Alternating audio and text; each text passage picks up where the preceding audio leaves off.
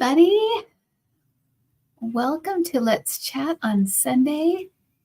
It's just me and you guys. And my guides are here to answer questions. If you have any questions about spirituality, any kind of spiritual questions, and they can be if you're new, they can be personal, but I will kind of turn it into more of a general question, just so it kind of benefits everybody, including the person asking it. So but you're welcome to do that.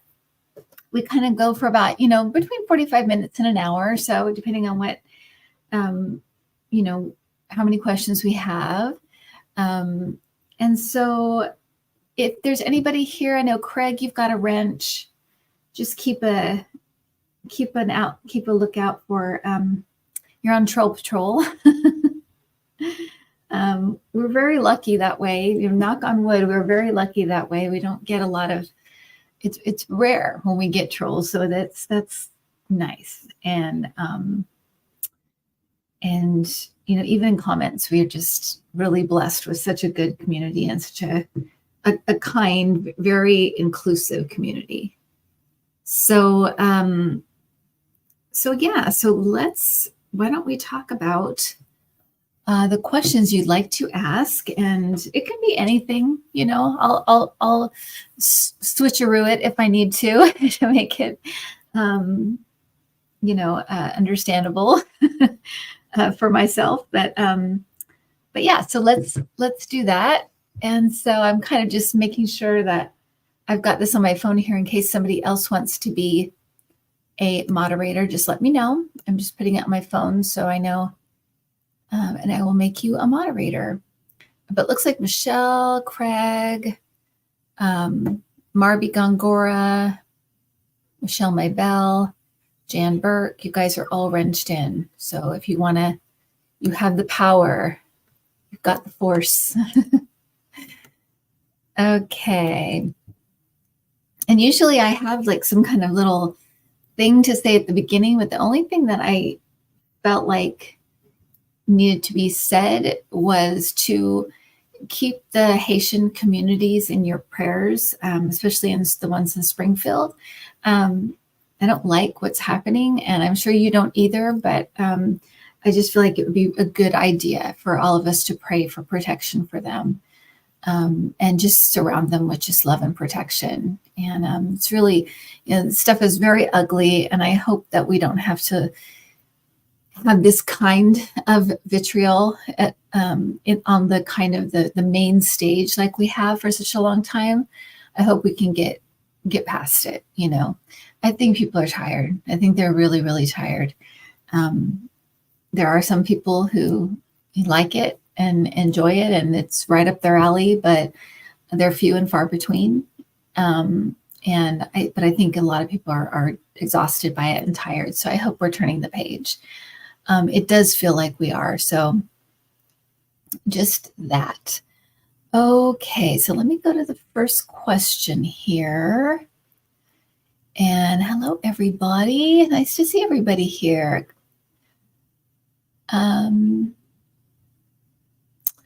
So Gina has this question. What is the experience of being enlightened? Do enlightened souls transcend time and space? So, okay, so I'll just ask this question.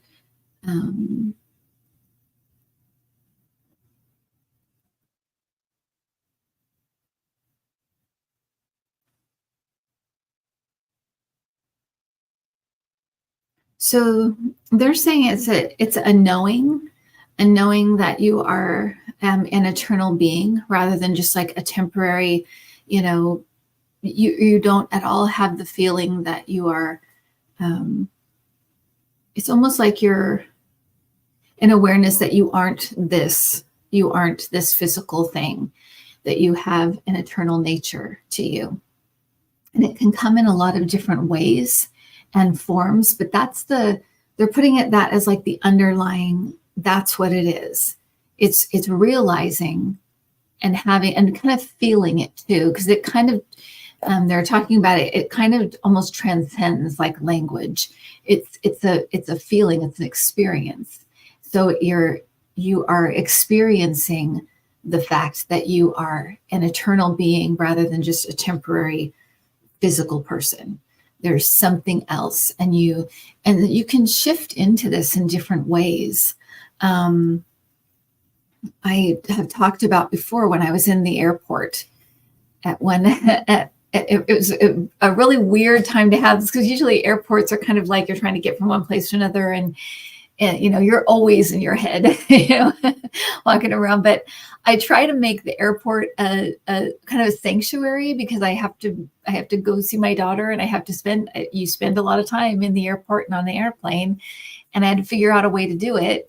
So I try to make it kind of a Zen place, and I try not to think. And as I was going through, I was coming home, and as I was going up the escalator, going to a tram that I had to take to another terminal. And as we were going up, I just got this overwhelming feeling and just a knowing that here we all are. We made it to Earth, and here we all are together. And isn't this amazing? Isn't this miraculous? It was just a knowing that we're all here because we wanted to have this experience, and here we all are. And it's also that kind of that present moment feeling. It feels like it's very much in the now. And so in that, it does transcend time and space, because you're kind of in that eternal now. That is talked about by so many modern day philosophers and spiritual teachers. And it is a place when you're in the now, you do have access to everything. And we know that when we hear about NDEs, for example, one of the things they say is like there was no time. Everything was so present and so right now. And there was no mind chatter or pulling you back to how our mind kind of pulls us around all day long to the past, to the future, to the past, to the future. Even the little future, like what am I going to eat for lunch? It pulls us along. There's none of that. And you literally are just consciousness. You're just conscious of the now. And in that is all time is accessible. And so, yeah, it does transcend time and space. And the space part is that eternal part, the eternalness of your being that you kind of experience in that moment, in that this is just temporary. This is it's just an experience. And it may not be exactly those words that come to you, but it's a very much a it's like you're aware of your physicalness being kind of separate from who you really are. It's that splitting. And you can drink your mimosa, because I'm about to say Eckhart Tolle, so you drink your mimosa.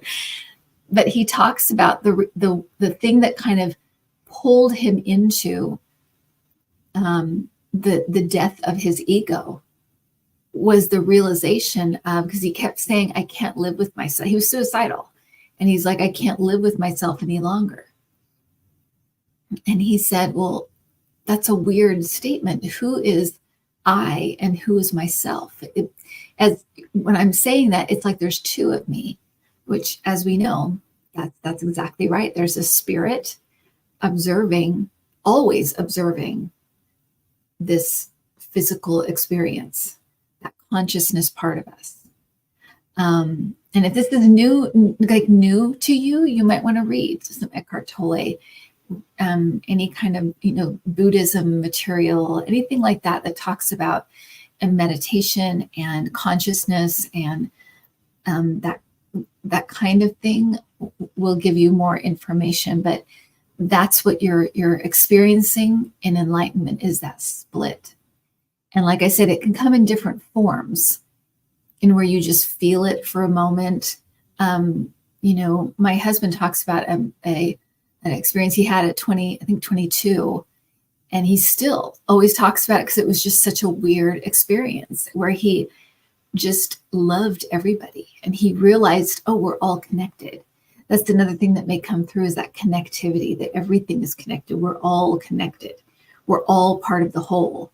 And he said, I just felt like love for people. And that it kind of never went away, because it kind of changed his attitude from like this angry into a more lighthearted person. So it had a real lasting effect for him, not in the intensity, but just kind of that overall sense of we're all in this together. And that was that same feeling I had going up the escalator, like we're all here, we're all experiencing this, and we all wanted this experience, and here we are, and aren't we lucky? Aren't we lucky to kind of be in this moment together, to have this moment together? So I hope that explains it, Gina. I hope that it gives you at least some idea of what it is. And a lot of times those kinds of things, those kinds of feelings are fleeting. And that's why it's good to practice being in the now, because it gives you that over and over again. When you kind of become very present, everything becomes, you just become more aware and more awake. And it has that same kind of resonance as enlightenment. But it shifts in intensity. Sometimes you really have that. And I get it a lot in concerts too, where I'll feel like we're all having this experience together. We're all one right now. We're all having this experience together. It's a oneness as well. So I hope that explains, or even attempts to explain, because you have to understand too that those kinds of experiences are kind of beyond words. You can try to explain it, and I'll do the best I can. But even when I feel my guides giving me information, it's like I can feel it. I can feel what they're talking about. So it really does kind of transcend explanation. It needs to be felt. It needs to be experienced. Okay.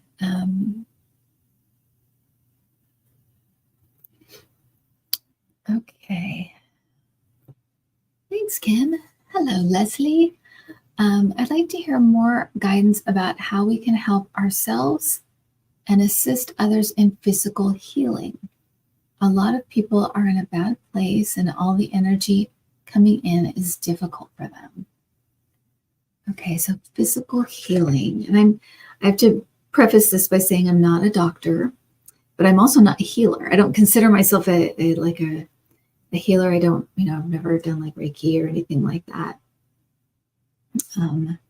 So with that in mind, my knowledge will be very basic, but my guides they're very good at getting me to say what they need me to say. So we'll see how this goes. Help ourselves and assist others with physical healing.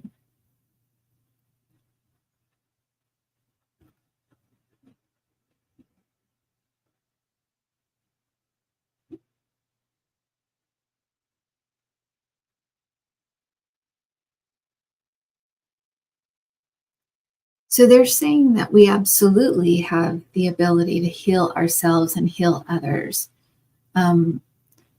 What has happened, and they say what we're learning, is when we have doctors and scientists, of course, we need to respect their knowledge and their minds, brilliant minds, but that a lot of times we're very quick to hand over our power.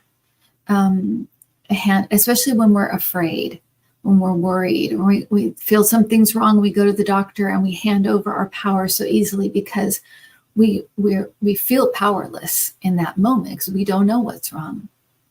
They're talking about becoming friendly again, or friends with your body again, asking it what it needs, like you'd ask a friend what they need. When you have an ache or a pain, going within and asking, what do you need from me? Becoming more more connected to our bodies as well. There's been, and they're saying in Western culture is very difficult. There's a real separation because it's like we're responsible for ourselves when everything's going right, but we rid ourselves of our kind of and it's out of fear, right? We give up our power when things are not going right. And that's really when we should take all the power we have and use it. And it can go hand in hand, right? If you need treatments with something, you can get the treatment, but also at the same time be working with your body internally.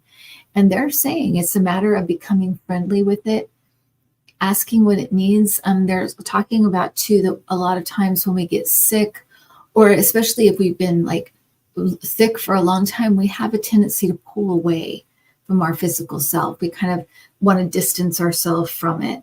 And they're saying, no, that's the point. You need to go. And I've heard this before. I think I had this in a private reading. You have to go kind of become more one with it and go within and talk to the cells, talk to the disease, kind of make friends with it, ask what it's doing. Why are you here? What do you need me to know? It's kind of like, it's almost like a psychological process, but with the body, getting to the root causes. Because they're saying a lot of things, we bring on ourselves to kind of teach us certain things. And it can kind of, as fear sets in and worry and things like this, it can go kind of awry or kind of go on too long. And so getting to those root causes is really important as well.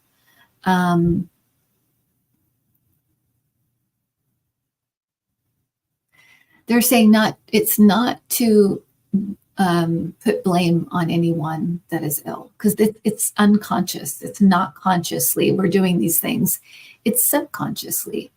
And it could be to know something or to learn something or to gain strength or to gain wisdom, or it could be for lots and lots of reasons. But it can also be for reasons that are maybe teach us things that we didn't know we don't know we need to learn, but we need to learn them.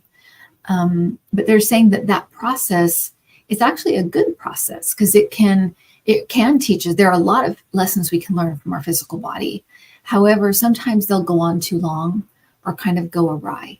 And that's when we need to step in and hone into what's going on and make friends with the process of the body, ask it what it needs. They're talking about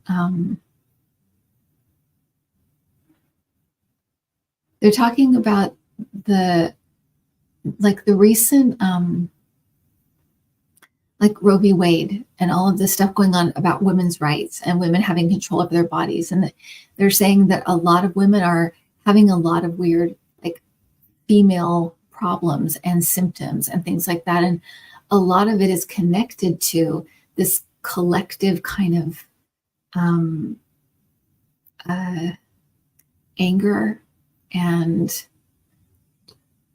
a sadness.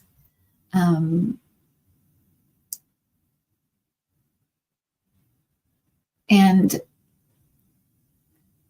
I'm kind of getting pulled into some of the visuals, but they're saying that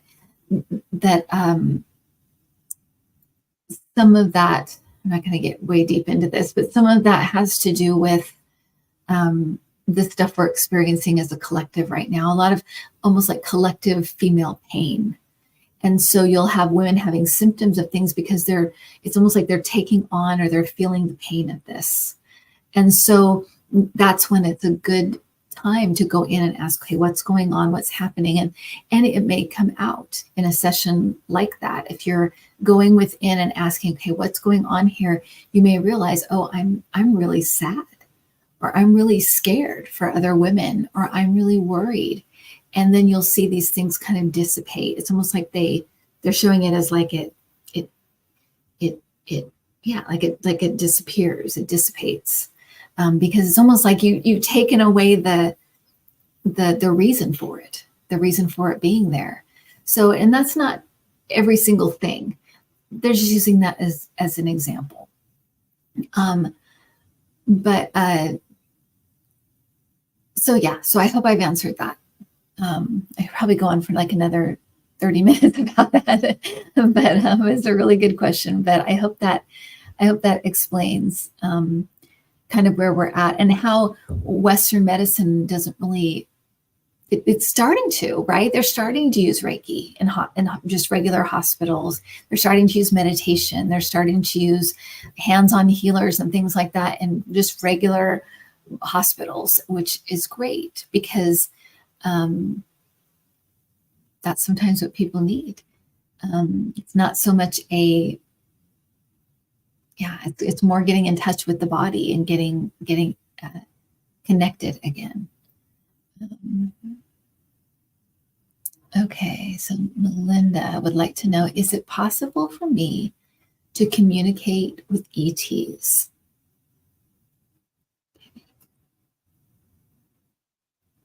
Let's ask this question. Is it possible? We'll just say for people, regular people, to communicate with ETs.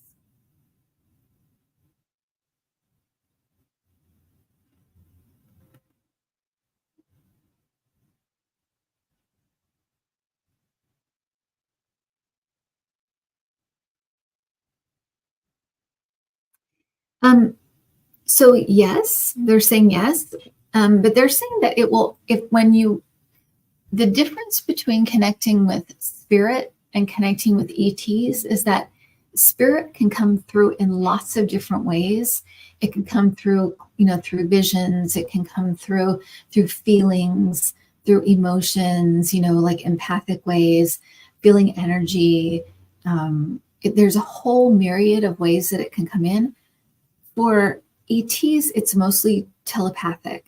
So it's more hearing. It's almost like you'll hear a voice. You might get some pictures, but it's almost like it's almost always like talking. So they can or getting across concepts or downloads, that kind of thing. So it mostly comes across like that. That may not help, like to differentiate. Is this my, if you're new, is this my grandpa or this is an ET? But it's a matter of setting that intention, who you're trying to connect with or what group you're trying to connect with, and then being very, very alert to the telepathic communication, which almost sounds like it's in a way easier. I think they are a closer fit to humans than spirit. So it almost seems like it might even be more natural in a way, because there's only one thing to focus in on. If you know what your abilities are, you know what to tune into. But if you don't know what your kind of dominant abilities are, it can be tricky with spirit because you really have to hone in and figure that out. And then it becomes easier. With this, it seems like you really have to just know how to listen in for telepathic messages. To me, it just seems like it's going to be mostly words and kind of downloads of concepts, downloads of entire, thought forms. Not so much pictures, but words. Like it's more conversational to me. So yes, it's absolutely possible, but they're giving you how it's most likely to come in. And if you know your abilities really well, it may come in different ways, but it feels like it's mostly telepathic and kind of downloads, that kind of thing. Okay. So that's at least what I'm getting.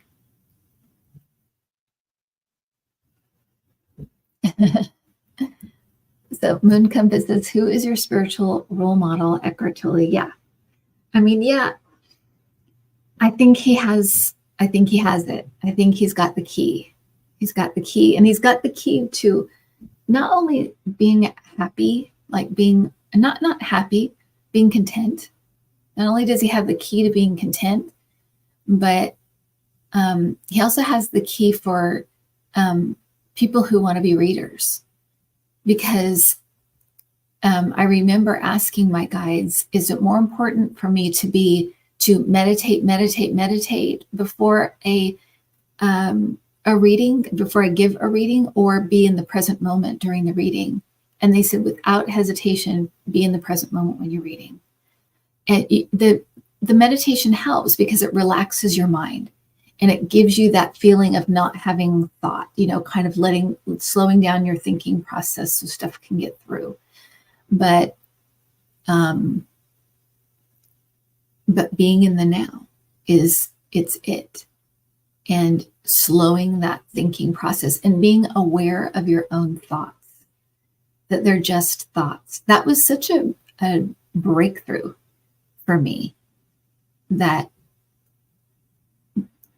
the way I think other people might think about me, the way that, the memories I have, all of the stuff that you carry with you all the time in your head, you can just let it go. You do not have to hold on to it at all. And I rarely think about the past. Sometimes things will trigger certain things, and it's fine if it does. It's not like, you failed or anything, but I rarely think about the past. And because I don't think about the past very often, a lot of memories have left me. Like, I don't have a lot of old memories. I don't, and which is kind of, it can be a little hard sometimes because I do forget people and names and things like that from the way past. So, a school reunion can be tricky. So I'll be like, I know that face, but I don't know her name. But things leave you. And I had a friend who, she has since passed away, but we were singing partners for years, and she had a brain tumor and had an operation where when she woke up, she had no long-term or short-term memory. She had nothing. And she said that because when she woke up, she would be confused. They wrote on a whiteboard, you're in the hospital, you've had an operation, and she said she kept looking away, and then she'd look at the board, and she'd be re-traumatized every time she'd look at the board, because it was telling her, you're in the hospital, you're not going to have any memory, this is what's happened. So she kept being surprised by her own situation. But she had a very good sense of humor. But I asked her, what is it like to have no memories, or because she said, you should feel lucky because you're one of the only people I remember. Everybody, there's so many people I just don't remember at all. And I'm like, I do feel lucky. But I said, what is that like? What is it like to not have memory? And she said, she's like, it's freeing. I feel free. I feel like I've escaped something. That there was just such a freedom in that. And at the time I didn't understand that, because this is many years ago. But when I studied Eckhart Tolle, that came back to me, and I thought, this is what she's talking about. It's that being unburdened by the past, and being unburdened also by your own internal thinking, your own internal dialogue. Because most people's dialogues is not very friendly.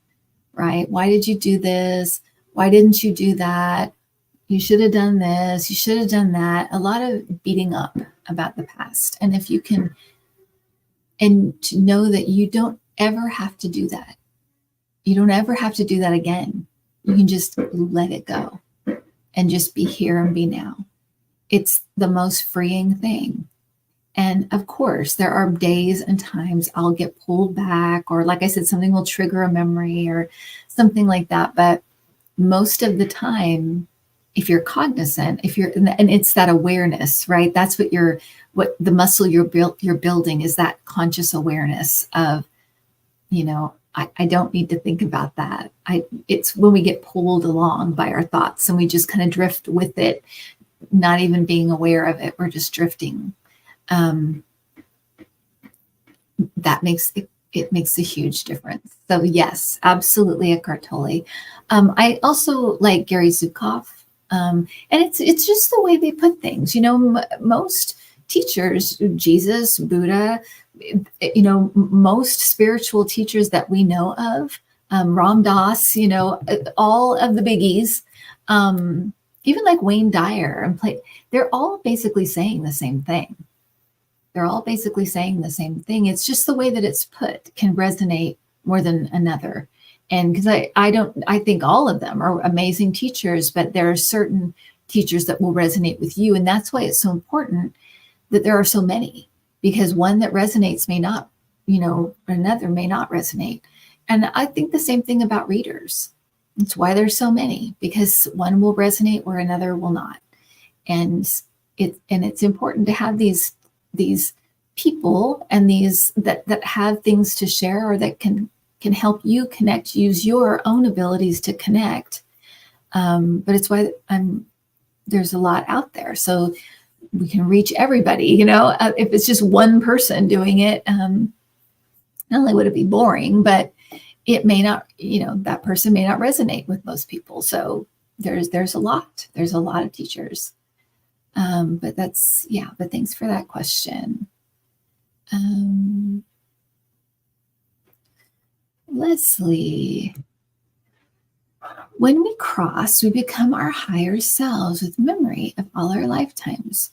When we communicate with loved ones, are we sort of playing a role? Loved one, are we sort of playing a role? I think I understand what you're asking. I think you're asking because, like, I'm this personality of Kim, and so I'm connecting with somebody's higher self, but I'm still in this role as Kim, so I'm playing a role while I'm talking to them as their true higher self.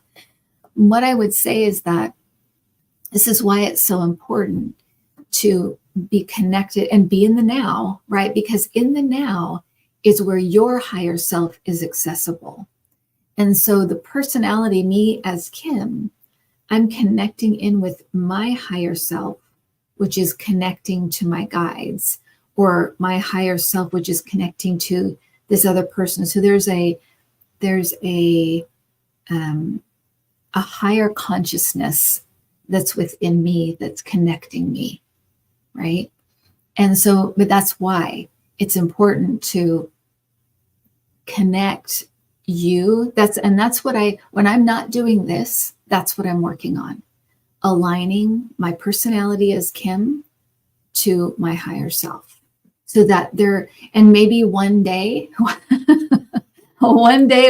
far, far in the future, probably the last day of my life, let's just be real, that there'll be no daylight between the two. I'll just be, that. I'll be that. I'll have kind of, and in a way, kind of transcended the earthly experience in a way. Because you still have moments like that. You still have moments where you're very aligned with your spirit self.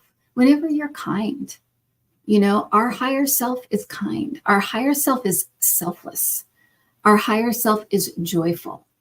Our higher self is aware of oneness, aware that we're all connected. So whenever you move into those spaces, our higher self is creative, expansive, so when you're learning something new, when you are creating something, you're connecting with your higher self. Those are all like higher self things. And so when you do that, you're aligning your personality with your higher self. And that's the goal. As someone who wants to grow their spirituality, that's the goal, is to always be doing that. And I try my hardest, but then I lose my keys and I'm bitching and complaining or, or I'll have to deal with, people coming to fix our windows. It's taken 2 months, things like that. Well, the world, this physical reality has a way of pulling us in, but that's the experience, right? It's that back and forth. And once you are going back and forth, that's the fourth dimension that people talk about. When they talk about third dimension, fourth dimension, fifth dimension, I've been in the fourth dimension for a long time, and I'll probably be there probably most of my life. I have glimpses of the fifth dimension, and I have glimpses of the third dimension, but I spend most of my time in the fourth, which is that pulling back and forth, that kind of, yelling at the TV and then becoming awake of, I'm yelling at the TV. I'm falling into that. I'm falling into the third dimension again. And let me pull myself out. That's what the fourth dimension is. It's a push and pull into the third and the fifth, and the third and the fifth, and it's in that fourth dimension. And the third dimension is when you're completely unaware. You're just going along, which is fine. It's fine. Wherever you are is where you are, and it's totally fine. But the hope that we all have when we come here is that we'll wake up at some point while we're here, because that's when you can get shiz done, is when you are aligned with your inner purpose, your inner self, your higher self, and then you can get the stuff done you really wanted to get done while you're here. And that's why there's a lot of unhappiness in the third dimension, because it's based in very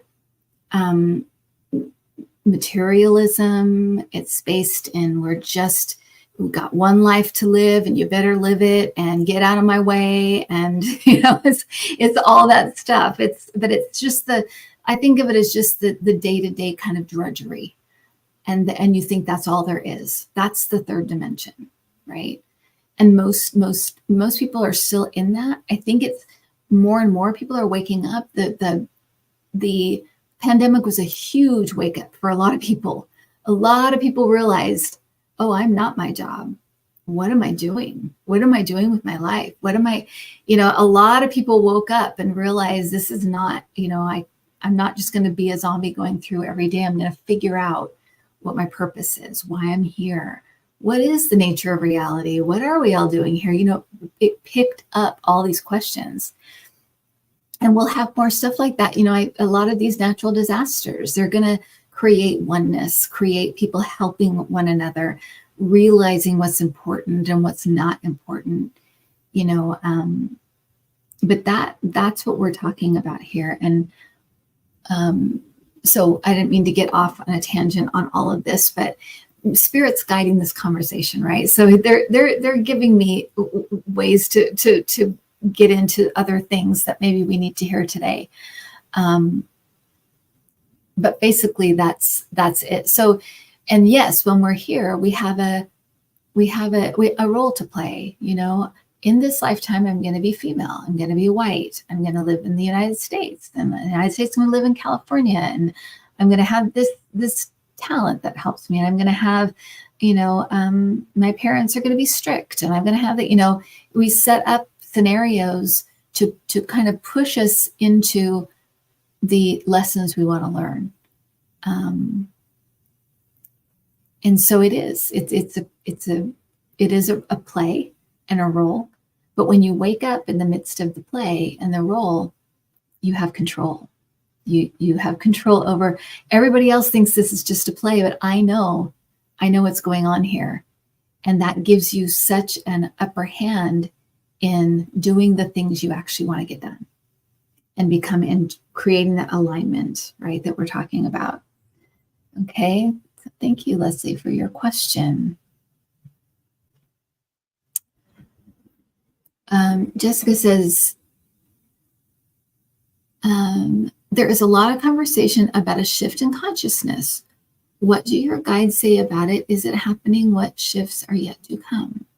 Okay, so we kind of covered this, but I'm going to ask my guides if there's anything else they want to talk about.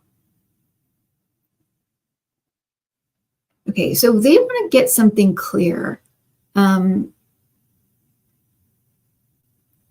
and it comes across like, we need to tell you guys something.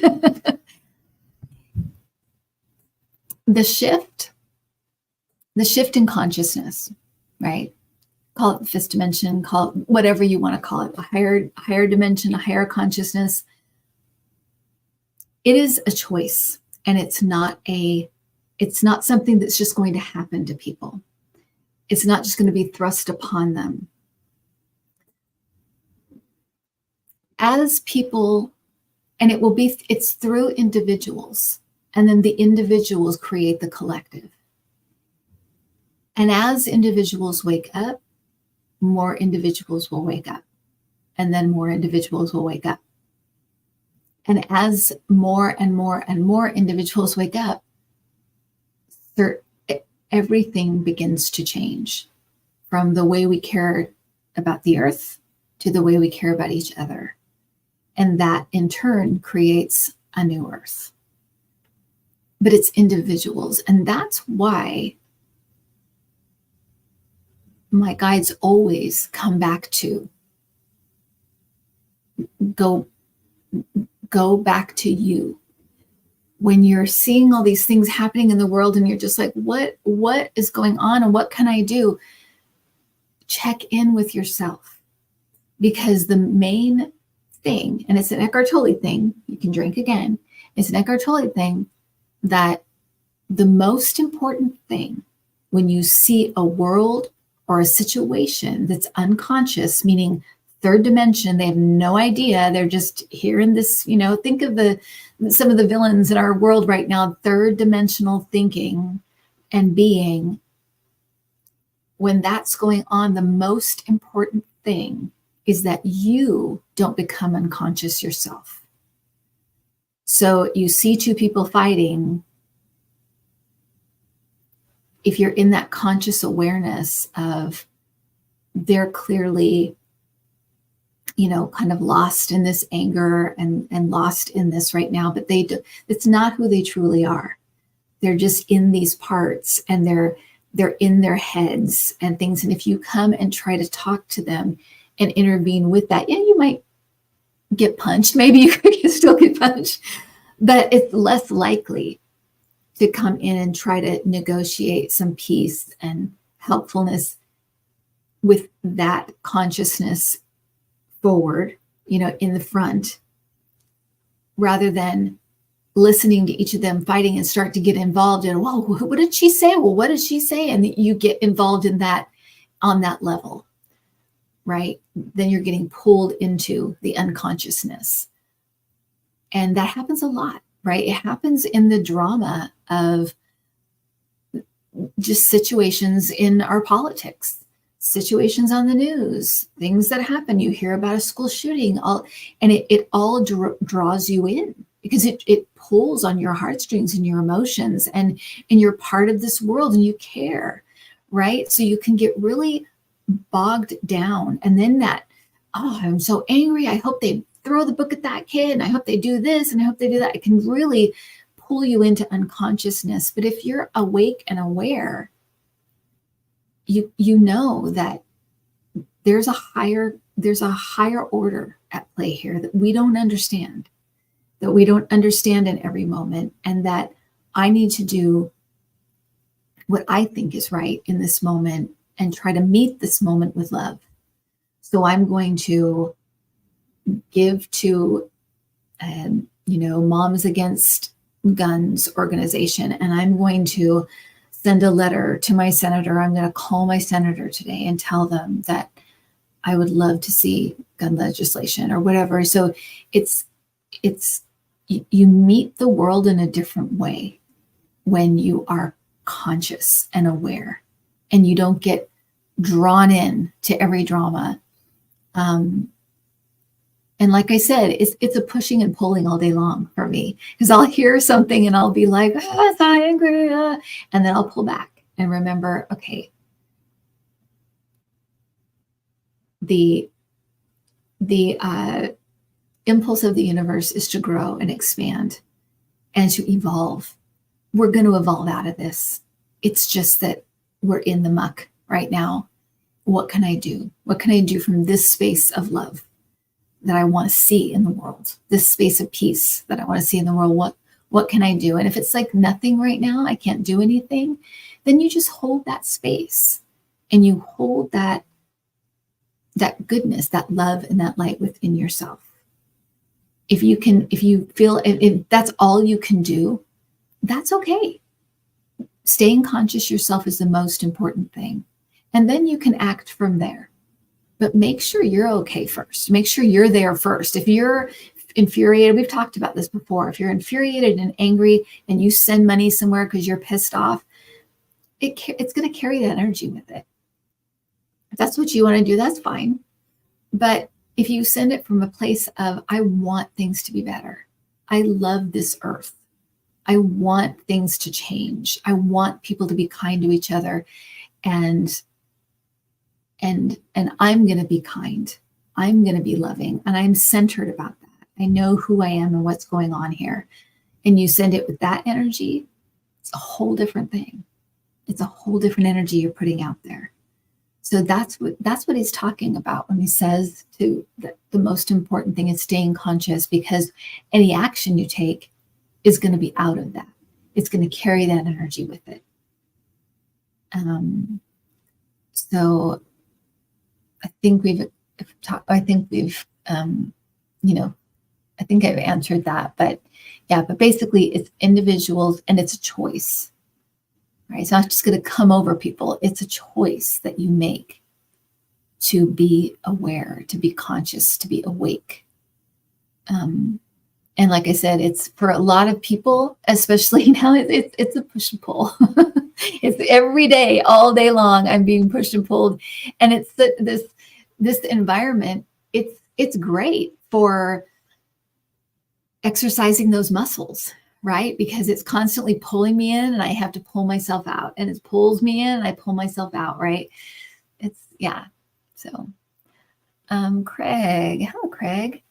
Yes, I'm getting more dreams. And as you said, Spirit will show you something the way you'll understand, like a vision of grace. Kelly, I had a dream of Spencer Tracy recently.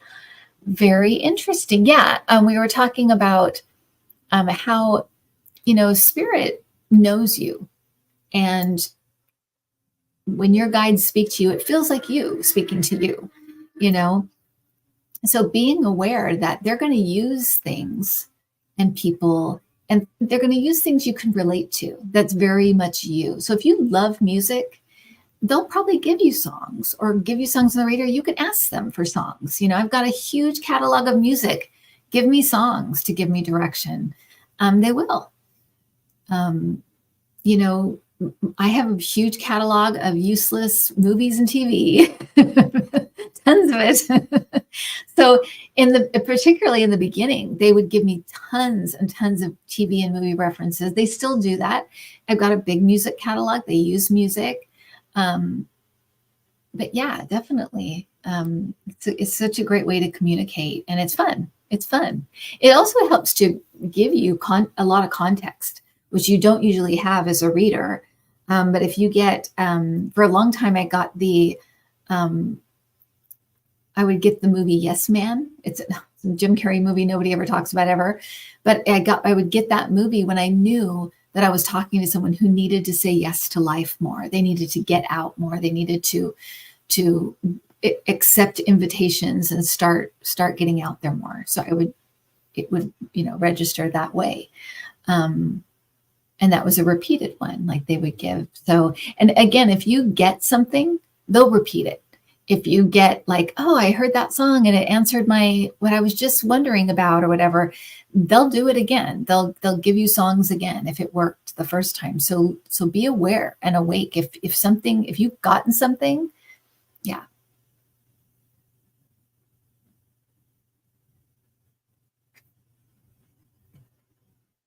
Okay. What happens to our physical body when we feel the Holy Ghost? And the Holy Ghost, we used to say the Holy Ghost in the Mormon faith. My terms have changed, right? Because now I say my guides, because they almost act like at least in the church, that the Holy Ghost is kind of the closest one to you, the kind, the middleman between like you and like Christ and then God. It's like kind of like in that order. And the Holy Ghost is the one who tells you, kind of like the good angel on your shoulder, you know, basically your conscience. It's basically your conscience. But so now I would say my guides. And when you feel your guides, it can feel a little different for everybody. But what happens to the physical body is usually, I mean, there can be a myriad of things, but I've had, when my guides are very intent, I get it more with loved ones or it's just spirits. But if there's like a loudness to it or a real intensity to it, I'll get dizzy or lightheaded. You can get physical chills. I get physical chills right when my guides are telling me, yes, that's right, you got it. You're explaining it correctly, or you understood, or it was like an affirmative. If I am, if I feel like something's going to go wrong, or something's not quite right, or someone's lying to me, I'll get kind of almost like a nauseous feeling, a sick feeling that will come up. So your guides or the Holy Ghost, or however you want to put it, it can be a myriad of things depending on what they're trying to get across to you. If you're just feeling them, and I've told people this many times, at some point, lay down and close your eyes and get comfortable and ask your spirit team, or in your case, Dawn, ask the Holy Ghost to come towards you and be as close as they can to you. They're vibrating at a very high vibration, right? So they may leave some distance. They may leave a little distance depending on where you are with your vibration. But ask them to come close to you and feel what you feel. It's subtle. It's not usually, like crashing waves. It's usually, you might feel kind of a love surrounding you, or a peace kind of come over you. You might feel like almost like a warmth go through your body. It can feel, some people feel like kind of almost like electric through their body. So ask, find out what kind of effect it has to you. And a lot of it has to do with your resonance and what's happening with you, where you are. If you're at a very high resonance, it's going to be kind of subtle. But you'll still feel it, but it's going to be kind of subtle. If you're at a very, very low resonance, you might feel it more, just because it's such a contrast to what's going on with you. You might feel it a little bit more. So that's what I would say as far as like physical feelings. But yeah, experiment. Don't be afraid to just ask. They want you to participate in this and participate in getting to know the other side better and communicating with your guides, because it makes your life, as I've said before, when you have established that communication, it just makes life easier. You still have problems, you still have issues and things, but everything seems to kind of drift along with ease. And that's what I would say is probably the biggest benefit as just a person going through life, to build this communication and build this relationship, is it just gives life a softness that it doesn't ordinarily have. So, yeah. Okay.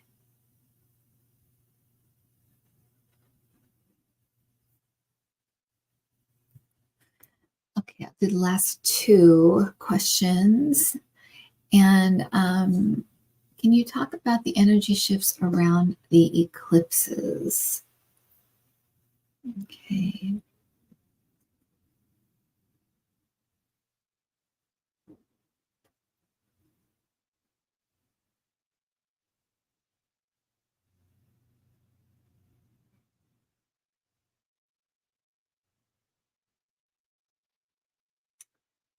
So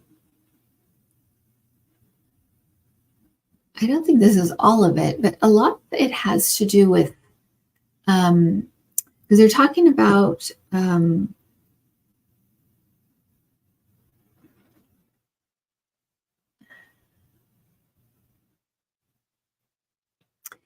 they're showing me like like with ocean waves and how they sometimes come in kind of low and quieter, and sometimes they come in really big and crashing and stuff. And they're talking about the eclipses is kind of those bigger crashing waves.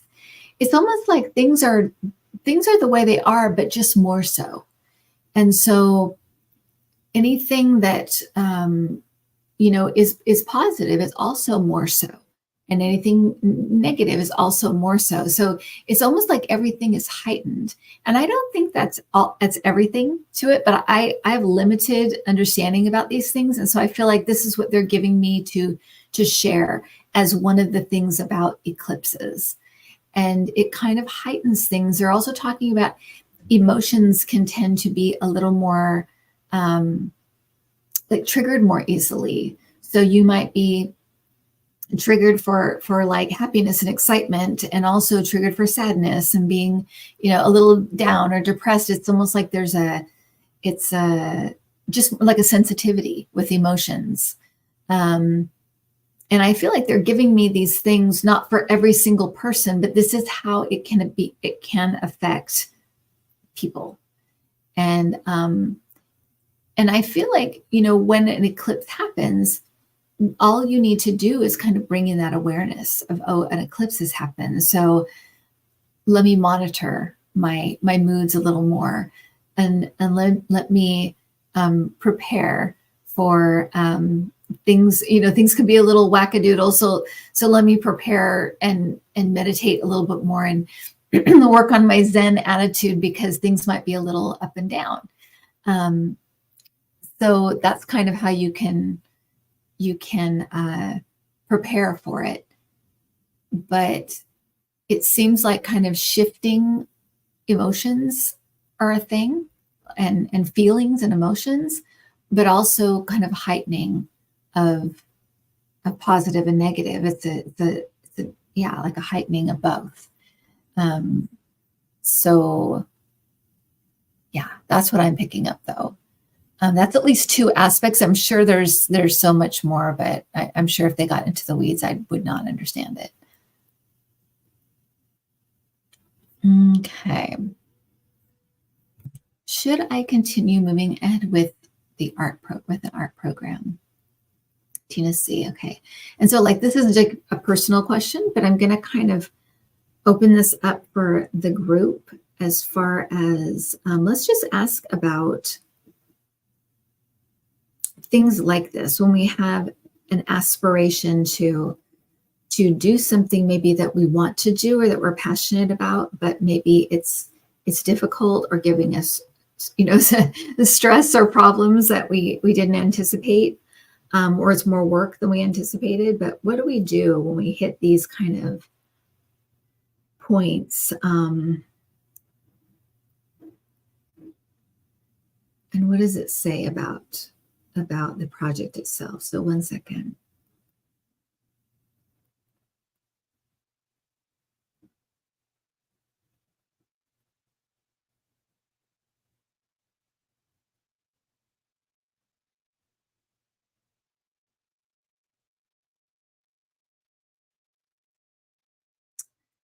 So I'm getting for you, Tina, there needs to be some tweaking going on.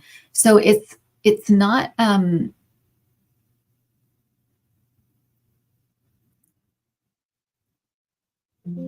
so I'm taking it as though it's kind of your why am I, hold on 1 second, guys. I didn't realize my computer's not plugged in for some reason. Oh, I turned off the plug. Um, I don't know if this is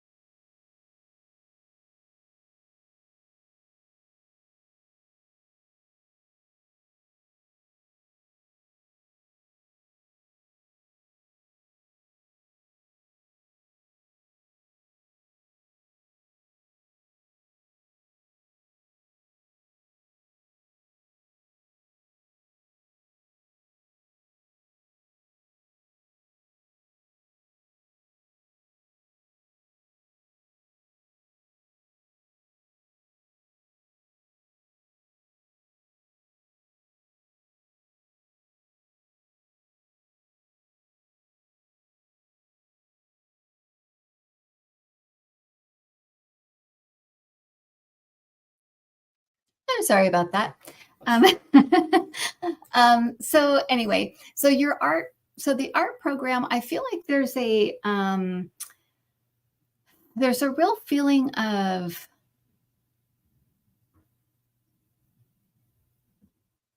like the devil in the details, like looking at the details of things.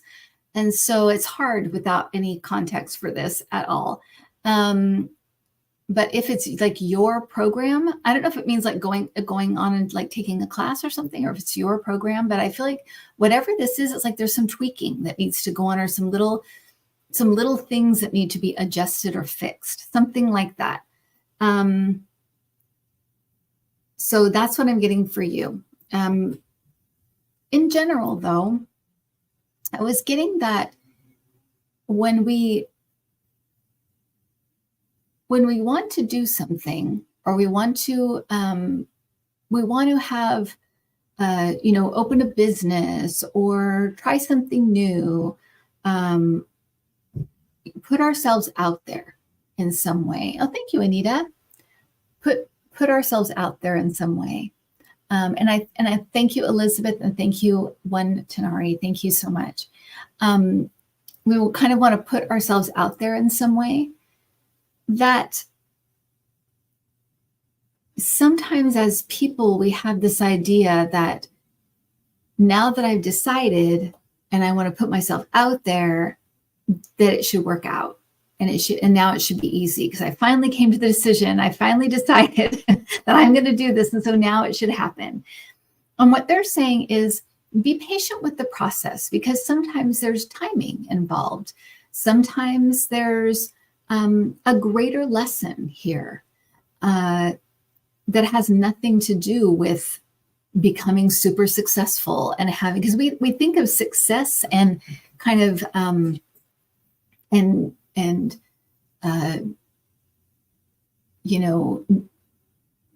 things succeeding in a couple of ways. And it's usually monetary, money, or,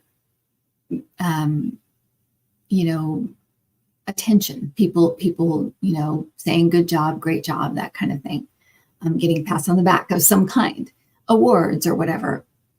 And that they're talking about that is not the way that spirit gauges success, or gauges with something is worthwhile. It's all about expansion and learning. And sometimes we might do something that's a stepping stone to something else. Sometimes we might do something to get it out of the way so we can go on to the thing we're supposed to be doing. That is going to be the thing that kind of, takes us to a different level, and maybe the ways we would like to be, the level that we would like to see ourselves at, or whatever, making more money or doing whatever, something that's more successful as we think of success. Maybe it's to get this thing out of the way so we can do this other thing. They want for us, though, what we want for us. And so if we're asking for something, I want to make money and doing something I love, they're going to help us do that. But it may be kind of a twisty, turny road. And you kind of have to be willing to go with the flow a little bit.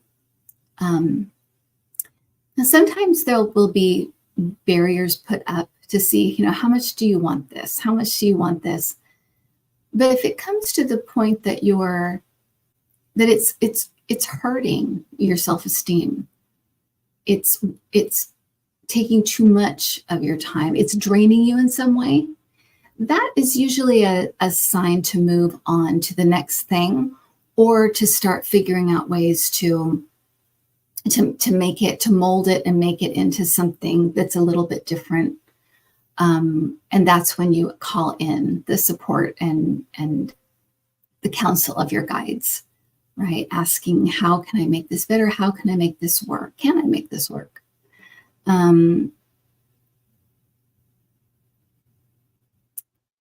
But it's tricky and it's very individual, so that, and again, that's why it's good to have a dialogue with your team, on the other side, because you'll get those feelings of, you know what, I don't think this is working. I don't like this, and I don't like the way I feel about it, and I don't really have enthusiasm for it. That's the other thing you might want to watch for too, is if your enthusiasm starts to wane.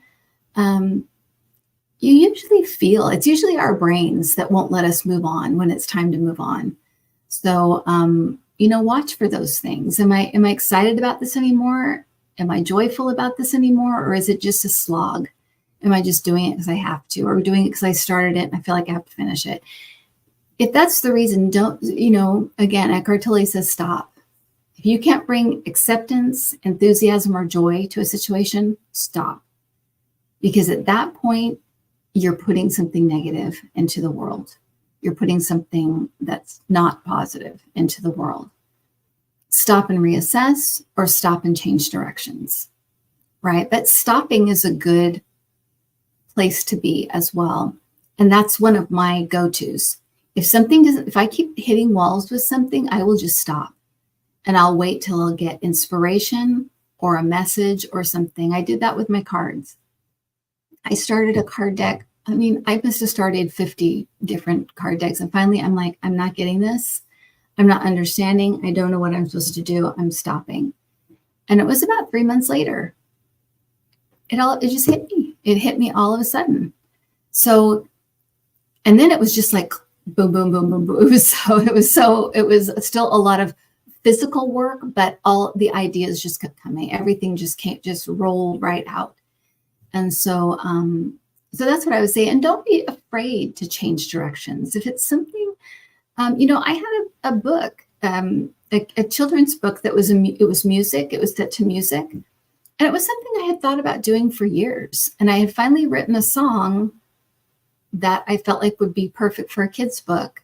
And so I did the whole thing. I got an illustrator and got it printed, and my sister Chris helped me and stuff. And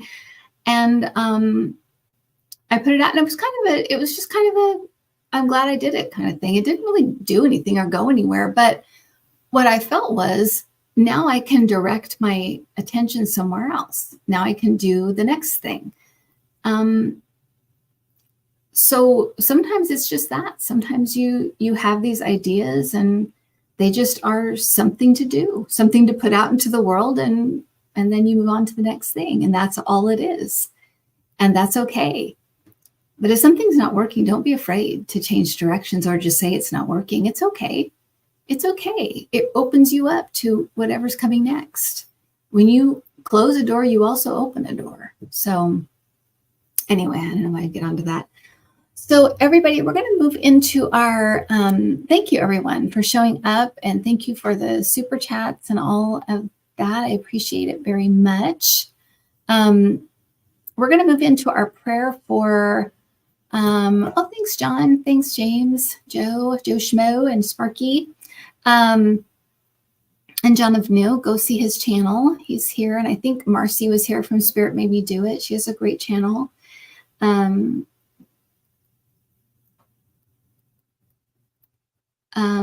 Thanks, Leslie.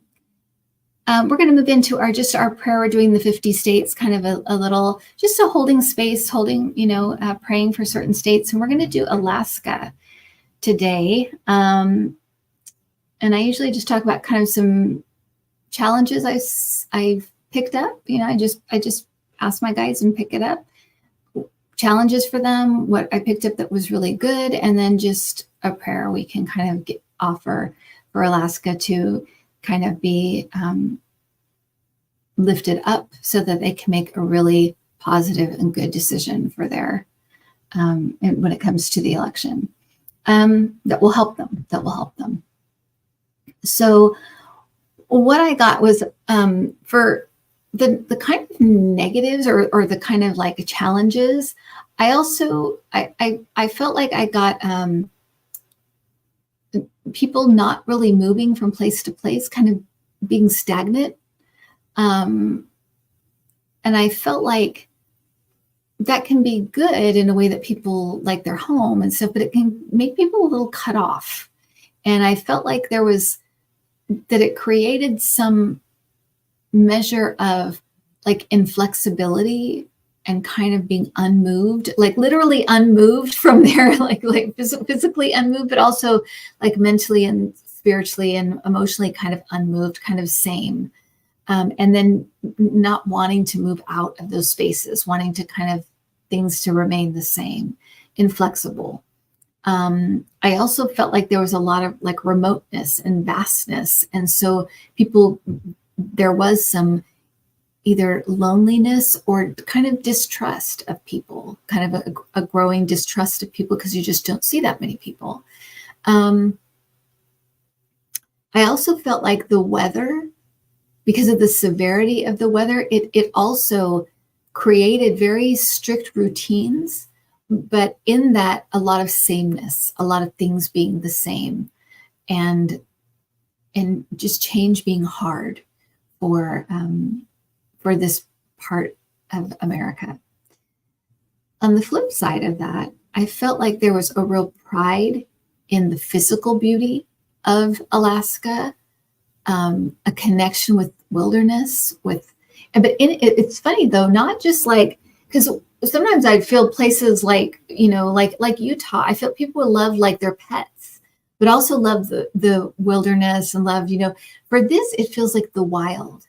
It feels like they love the natural habitat, the naturalness, and that the wilderness.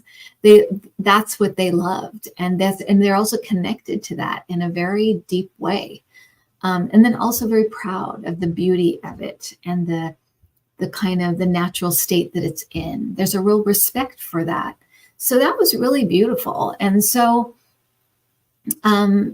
it's very interesting to me too, because nature is all about change, right? It's all about, and so maybe we can say a prayer that they can see nature in that way as well, that it's constantly changing and it's constantly balancing, and that there's that need for people as well, and that change can be good, and it can also grow us, it can also evolve us. And so maybe that would be a good thing to kind of focus in on, that they kind of realize that and wake up to that it's not a scary thing, it's a very natural thing, to grow and to change, and that change can be really, really good.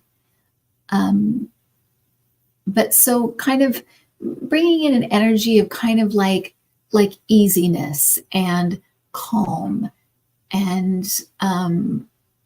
that they are protected, and they don't have anything to fear, and that change and evolution is natural, and that I'm hoping that and praying that they can kind of see that and become one with that as well.